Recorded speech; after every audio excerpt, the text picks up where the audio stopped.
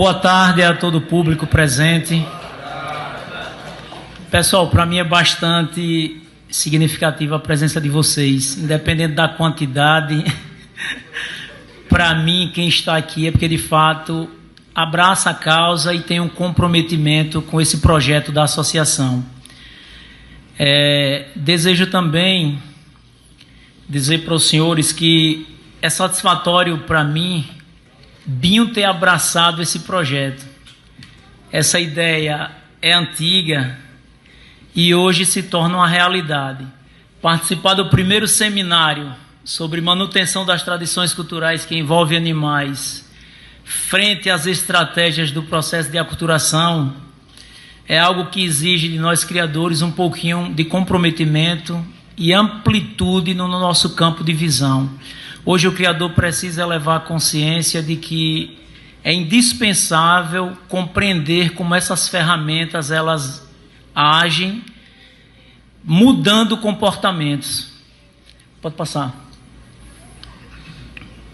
Para aqueles que não me conhecem, eu acho que a grande maioria já me conhece, meu nome é Luiz Alberto, eu sou especialista em pedagogia com habilitação em educação infantil e especialista em direito educacional e com muito esforço autor dessas obras que aparecem aí nesse painel, porque eu sempre acreditei e trabalhei para tentar demonstrar para o núcleo dos criadores sergipanos e brasileiros de que a publicidade é a principal ferramenta para a inclusão dos galistas. Pode passar. Diante destes dois valorosos guerreiros, presto a minha sincera homenagem e rendo os meus mais profundos respeitos. Ricardo Justino, que Deus coloque em um bom lugar, foi o pioneiro, foi quem lançou a semente ao solo e hoje essa associação se transforma nesta realidade com vários serviços prestados e tudo nasceu da vontade desse cidadão, do comprometimento do mesmo. Daniel Costa Filho, mais conhecido como Fred, nosso eterno presidente que nos deixou, partiu tão cedo. Hoje reverenciamos não apenas dois soldados de uma causa nobre, mas dois homens de caráter e retidão exemplar, que jamais recuaram perante as adversidades. Mantiveram-se sempre de cabeça erguida, com o coração firme no compromisso e a alma dedicada à missão que abraçaram. A vocês, a minha continência e a minha eterna admiração. Passe aí. Pessoal, o tema que eu pretendo desenvolver com os senhores é um pouco espinhoso. Eu vou fugir do que foi apresentado hoje aqui. Eu poderia fazer uma apresentação, acredito que muito bem feita, fazendo uma analogia histórica do galismo, uma cronologia da história do galismo. Mas eu preciso apresentar esse tema para os senhores. Para mim é muito caro. Ferramentas invisíveis da engenharia social, uma arma contra as tradições culturais. Todo mundo sente o efeito das mesmas, mas às vezes, por estar na zona de conforto, não demonstra interesse em mudar essa realidade através de um enfrentamento inteligente, e é possível ser feito. Qual o conceito? Pule aí, parceiro, de engenharia social. É um conjunto de técnicas e estratégias utilizadas para manipular o comportamento humano, com o objetivo de influenciar decisões, atitudes ou ações, muitas vezes sem que a pessoa perceba que está sendo manipulada. Isso foi muito apresentado aqui, quando Ailton falou sobre a questão do imaginário coletivo, quando Pedro falou sobre as questões das construções de narrativas, mudando a linguagem. Sem terra não é invasor, ele é poceiro. Tudo isso faz parte do uso de ferramentas invisíveis da engenharia social para alterar o comportamento. Passe, por favor. De que forma elas acontecem? Através de impressões através de pressões internacionais, moldando legislações e comportamentos. E aí eu trouxe ali, entre parênteses, o Código Civil Brasileiro. Temos aqui 2 operadores de direito e um bacharel, que é o Pedro. E agora está sendo tratado na Câmara Federal, eu acho que já foi para o Senado, inclusive estão chamando até de Código de Pacheco. E eu tenho certeza que aqueles que defendem a pauta animal estão lutando para elevar os animais à condição de sujeito. Mudando o ordenamento jurídico. Hoje no Brasil, vocês sabem mais do que eu, os animais são tidos como objeto de direito. Ou seja, eu posso criar um cachorro e um gato, e eu tenho responsabilidades e obrigação como animal, de alimentar, de tratar bem. Mas um cachorro, no Brasil, não é para ter direito a habeas corpus, porque é um remédio jurídico que se estende ao cidadão e não aos animais. E eles vão mudar. E o que é que a gente está fazendo para combater essa pauta que avança e que a longo prazo vai ser prejudicial, sim, para a vaquejada, para o vaqueiro, porque depois que isso se transforma em lei, basta que a maioria exija o cumprimento e ela pega fácil. Eu vou mostrar que para a gente a lei não pega, porque nós não temos o apoio da opinião pública. Campanhas midiáticas, isso é o que mais acontece. Vários atores famosos, eu mencionei aqui com o Pedro e com o Silvio, conversando ali em particular, que eu enviei músicas da minha autoria para Mano Walter. A gente precisa, como o Benito comentou, participar na academia, produzindo artigo, mas também precisamos participar na música, na poesia. Quando o Fred era presidente da associação, eu fui participar de um concurso de poesia falada na cidade de Propriedade, defendendo o galismo. A minha poesia foi sobre o galismo, porque eu precisava criar registros históricos para deixar pegadas nos anais da história, para que no futuro alguém dê continuidade a esse trabalho. É dessa forma que o galismo tem que se comportar. Movimentos culturais e acadêmicos começam a discutir ética ambiental e ecologia, influenciado por autores estrangeiros. Aqui eu posso citar o que eu chamo da Santíssima Trindade do direito animal: Tom Hagen, Gary Francione e Peter Singer. São esses 3 teóricos que estão influenciando essa elevação da sensibilidade e humanização dos animais. Quantas lideranças do galismo teve acesso a essa literatura para saber enfrentar essas pessoas com inteligência? E a gente precisa enfrentar, porque se não houver o enfrentamento com inteligência, nós iremos, não vai demorar a ter o direito de manifestar as nossas manifestações culturais, vaquejada, pega de boi no mato, e o galismo nem se conta, porque eu vou apresentar depois a resolução do Conselho Federal de Medicina, o que é que ela traz. Passa, por favor, parceiro. Aqueles que dominam as narrativas, dominam a sociedade e geram mais autoridades. Pessoal, tem uma frase popular que todo mundo conhece, que diz assim: uma mentira contada 1000 vezes torna-se uma verdade. Isso surgiu de um ministro de Hitler, durante o período da Segunda Guerra Mundial. Para muita gente, Getúlio Vargas é o quê? Pai dos pobres. Foi construída uma narrativa. É o homem do trabalhador, mas dominou com mão de ferro. Aqui eu quero trazer esses exemplos para demonstrar que quem constrói a melhor narrativa cria verdades. Redes sociais e denúncias online são ferramentas poderosas para monitorar as manifestações culturais brasileiras e mobilizar a opinião pública contra não somente o galismo, a vaquejada. Se houver em uma vaquejada a infelicidade da fratura de um membro de um boi, o que vai ser explorado não é a emanação dos afetos em manifestar a habilidade dos seus cavalos, a destreza do vaqueiro. O que vai ser explorado por vários institutos legais é a exploração da imagem cruel, para criar a elevação da sensibilidade da população de que, de fato, nós somos o que o nosso conterrâneo ministro do Supremo disse em sua decisão da DIN contra a lei do Estado do Rio de Janeiro, que nós somos bárbaros e cruéis. ONGs e campanhas governamentais. e estímulo à criação de narrativas. Fica aquela tradição cruel versus preservação animal. Qual verdade prevalece para a sociedade? Aquela que tem a melhor narrativa. E qual é a narrativa que se impõe? É aquela que é disseminada por grupos articulados, que tem apoiadores, que tem seguidores. Eu estava pesquisando ontem, o Greenpeace Brasil, em uma pesquisa do Misael Costa Correia, disse que em 2017 ele tinha 5 milhões de curtidas. Observe quantas pessoas tiveram acesso ao que esse grupo informa como verdade. É como a Globo. Quanto da opinião pública brasileira recebe como verdade o que a Globo divulga?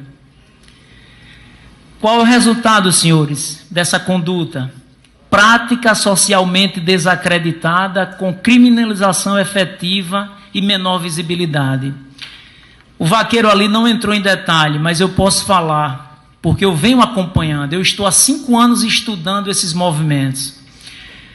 O grau de dificuldade que surge para qualquer modalidade esportiva com animais é enorme. E as práticas são silenciosas. São legislações que são criadas, são fiscalizações por órgãos de controle que são criados, tudo com o intuito de criar dificuldade para que você perca o desejo de continuar mantendo aquela manifestação cultural. Passe, por favor. No passado, o pai do socialismo migra para o comunismo, Karl Marx. Ele acreditava que quem dominava o controle dos modos de produção intelectual tinha o monopólio da produção, da difusão das ideias. Hoje, com a televisão e as mídias digitais, a classe dominante não tem somente o monopólio da produção de ideias, Pedro, mas principalmente das emoções. E eu aprendi que as emoções são péssimas conselheiras da razão. Mas o que está acontecendo no momento é uma elevação da sensibilidade no trato à humanização dos animais. E como bem dito aqui por Silvio Miranda, hoje é melhor você agredir fisicamente um ser humano do que agredir um cão ou um gato. Essa é a verdade. E por que essa verdade se impõe? Porque não existe, eu não observei em meus estudos, nenhum grupo organizado que esteja se posicionando com coragem para enfrentar os ambientalistas. Vocês sabem por quê? Por causa do cancelamento social. Um exemplo claro está aqui hoje. Quem é vereador aqui? Mas nós temos vereadores eleitos com a pauta do galo. Cadê o nosso deputado? Mas foi enviado ofício para ele. Mas você sabe por que não está aqui? Porque esse título é pesado. Para o homem público, é pesado. Porque ele não quer perder voto. Ele não quer perder voto. Agora, nós estamos perdendo apoio, porque a ausência de Garibaldi aqui significa que ele está desacreditando da gente. E a gente precisa adotar uma postura diferente se quiser continuar com o apoio, porque a gente só chegou até aqui, gostando ou não, graças à política. Pule, por favor. A destruição de uma cultura raramente acontece de forma explosiva. Silvio falou aqui alguns dados históricos do galismo, e eu posso dizer para vocês, não se trata de ilação, são dados baseados em pesquisa. Atuando no Brasil, a primeira instituição que veio a prejudicar as manifestações culturais com animais no Brasil foi a UIPA, fundada em 1895. Por quem? Por um cidadão que tem sangue britânico, porque foi lá na Inglaterra que começou tudo isso. A elevação da sensibilidade no tocante ao zelo com os animais. Essa ONG influenciou em 1924 o presidente Arthur Bernardes e foi sancionado o primeiro decreto proibitivo das casas de espetáculo. 1924, Arthur Bernardes, foi a primeira no Brasil. 10 anos depois, Juarez Távora. Você sabe quem elaborou o texto do decreto Juarez Távora? Isso não sou eu que digo não, senhores. Pode pesquisar no site da UIPA.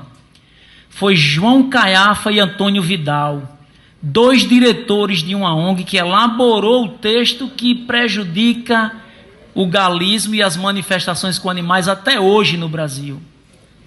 E aí migra 61, como ele mencionou, 62 Tancredo revoga, e toda a nossa destruição surge em 2004 com a condução de Duda Mendonça para uma delegacia.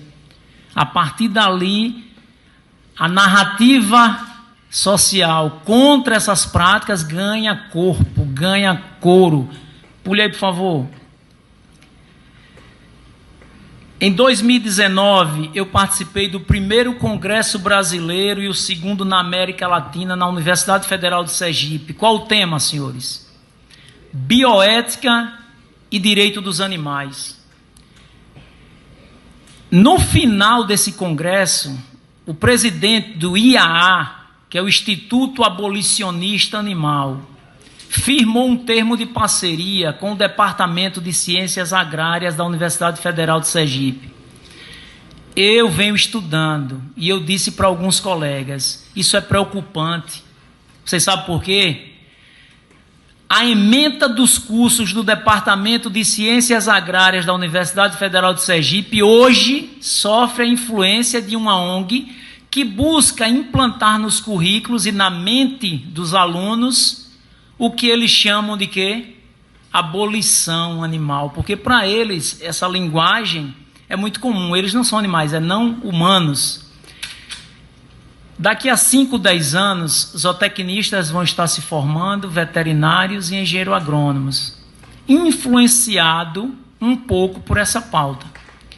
Porque se existe uma parceria, quando eu estive na 10ª Promotoria do Meio Ambiente, conversando com o doutor Eduardo Matos, o promotor que defende o meio ambiente, nós firmamos um termo de ajustamento de conduta. A partir daquele momento, Parque das Cidades, IBAMA e Parque dos Falcões não pôde mais receber animais. Fruto de quê? De uma parceria. E é o que a universidade está fazendo com o IAA, uma parceria. Agora, como é que essas ferramentas invisíveis alteram esse cenário atual? O aluno não sabe que está sendo utilizado, porque o professor vai direcionar a área de pesquisa. Eu estou ali para aprender. É como você alfabetizar alguém, ele vai aprender o que você ensina.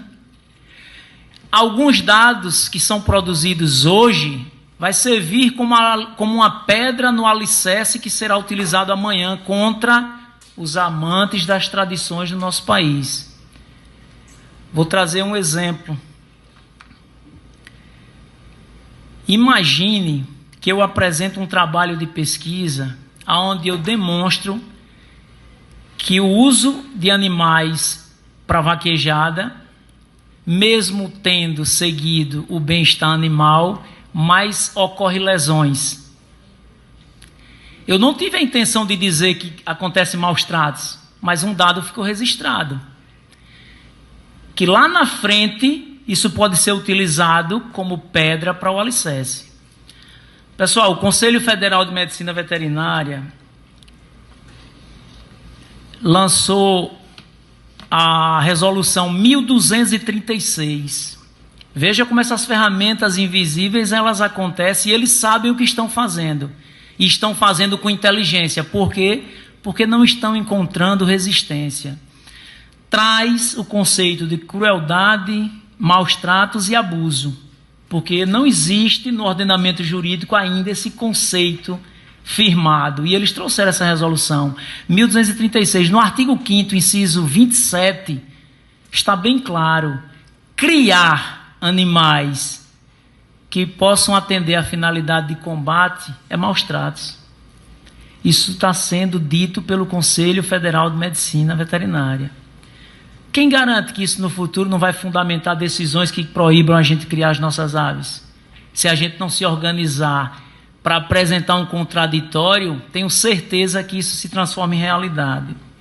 Passe, por favor.